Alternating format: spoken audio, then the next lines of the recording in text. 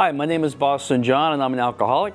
Just sitting here early at work, and on the ride in I figured I'd try and bang out a quick video. I wanted to go over today just basically the 10th step, continuing to take personal inventory, and when we were wrong, promptly admitted it. I figure if you're gonna share about the step work, just in general, I think it's important not just to share about the idea and the thought behind the step, but also some real-time examples of how you've done a 10-step on your own. And so my experience with that is, first of all, the idea of the 10-step is to obviously keep taking inventory. The work is not done. At this point, a guy who's actively engaging in his 10-step probably has done a 4-step, written down a lot of stuff, taken a look at his behaviors, and now the point now is to kind of look out for these behaviors and address them when they come up, rather than before when we may have gone years before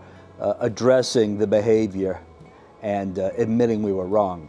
These are going to be typically real-time issues as opposed to before where we're going back in time. For me, I found in my experience sometimes the 10th step can be tougher than those 9 steps, because of the 9th step, these are things that happened years ago. I put them down on paper and I've come to see where I was wrong.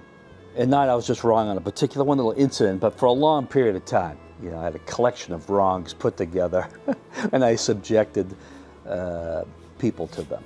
The reason why I say sometimes the 10th step can be tougher is because the issue or the wrong that was done just moments ago. A lot of times I can see it coming, and a lot of times I can prevent myself from doing something out of line, but not all the time. At least for me anyway, what happens is I get out of line, and then as I'm getting out of line, or when I just get out of line, I realize what I did, and I now know AA asks of me to clean up the wreckage in real time, the wreckage of my present, so to speak. So just 2 raw examples. I can remember my very first 10th step. It was to a guy in the program that I didn't like. What happened was I didn't like him. I was pretty new in sobriety. I had maybe a year, maybe a little over a year, and I used to, like I do now, I was carrying my book around with me. I was very much into the book, and so this guy was too.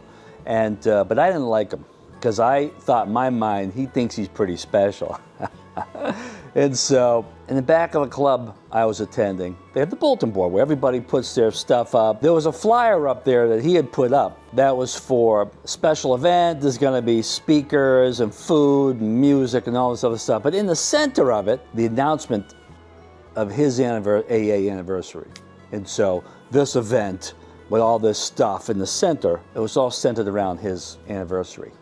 And I go, oh, that's nice, very humble, you know what I mean? So, because I didn't like him, I considered this an opportunity to take my shot at him. My home group at that time was a midnight meeting, so there wasn't a lot of people in the club.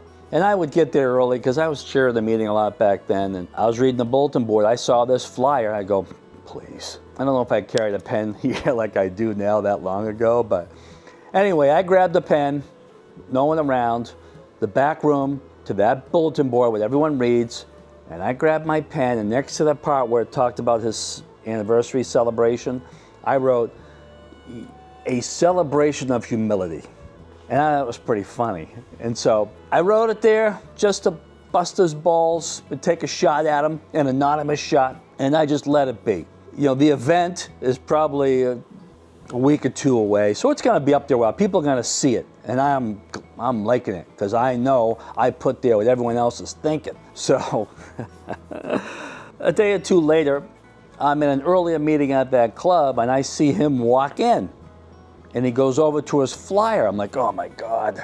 And I felt uncomfortable, because I know he's gonna see it. I know he's gonna know it's me. So anyway, he goes over to that flyer. I watch him, and he takes it down, switches it, and puts another one up.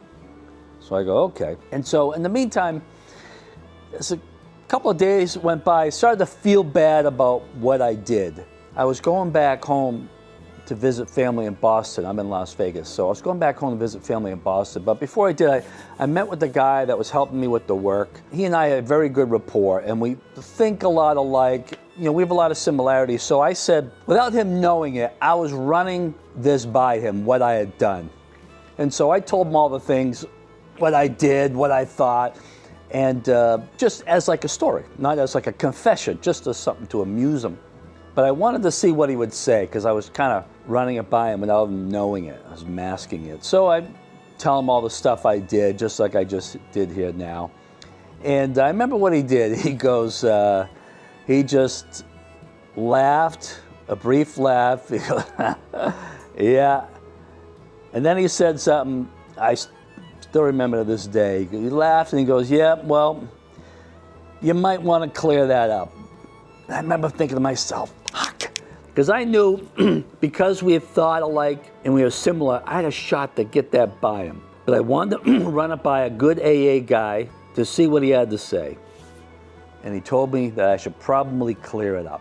He didn't tell me to clear it up. He didn't tell me exactly what to do. He says, you might want to clear that up. So I was going back to Boston, and I thought about it a lot. And I started to think about what I had done and who might I write that on that thing. You know, I couldn't wait to get back to kind of clear it up. And I had never done a 10-step where I walked up to someone and apologized for my behavior, so I was nervous.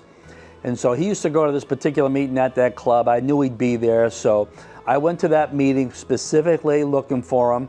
And then I was just going to wait for him after the meeting and have that conversation with him out on the sidewalk. And he's one of these guys who's very popular.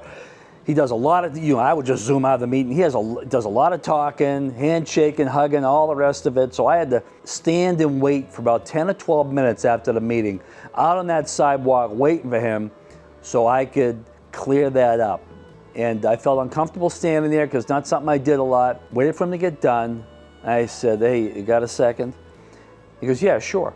What I really came to appreciate is how much of a pro he was at accepting the 10-step, the apology, and making me feel good about it, because he has long-term sobriety. He's good with the literature, helps a lot of people, but it isn't how I saw him before. I was always critical of him in my mind, and he's running for mayor, and he's too special, and you know, I had all these things against him. And that's what made me write that stuff up there, because I was uncomfortable. I didn't like his way of doing AA, and I was judgmental. And I put that comment on the flyer. And so when I approached him, you know, we stood there on the sidewalk, me and him alone. I told him what I had done, what I wrote. I apologized for it. And I went to shake his hand. He shook my hand, and then he gave me a big hug. He didn't hang me up for it, you know what I mean? And after I had done that 10-step with him, it wasn't enough just to do it, but I had to also stop feeling that way, making comments, being judgmental, overly judgmental, and not talk about them like I would before. If anyone ever brought them up, you know, I'd chime in with my opinion, or I roll my eyes or make some sort of side-ass comment. That was an example of that was the first kind of formal, tough 10-step I had to do. You know, that was quite a while ago. I've had other ones since, but I think this video has gone on long enough. It can be tough to go up to that person afterward when we're just past the heat of the moment and say, hey man, I'm sorry for what I said. I didn't mean to get out of line like that. I apologize. And not say it because I got to do it, but say it because I mean it. Because I now get uncomfortable when I have those situations.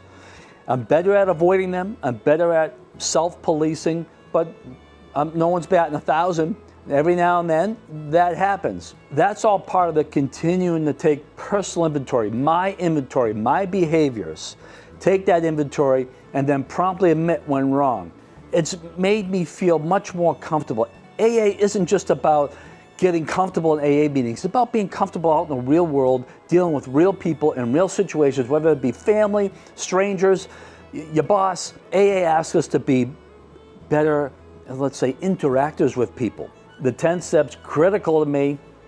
It's critical that I keep an eye on myself and to realize that just because I'm thoroughly convinced I'm right or thoroughly convinced something should be a certain way, whether I'm right or wrong, how I present these things or how I defend my position, something I got to watch out for. Anyway, I'm carrying on. Have a good rest of your day.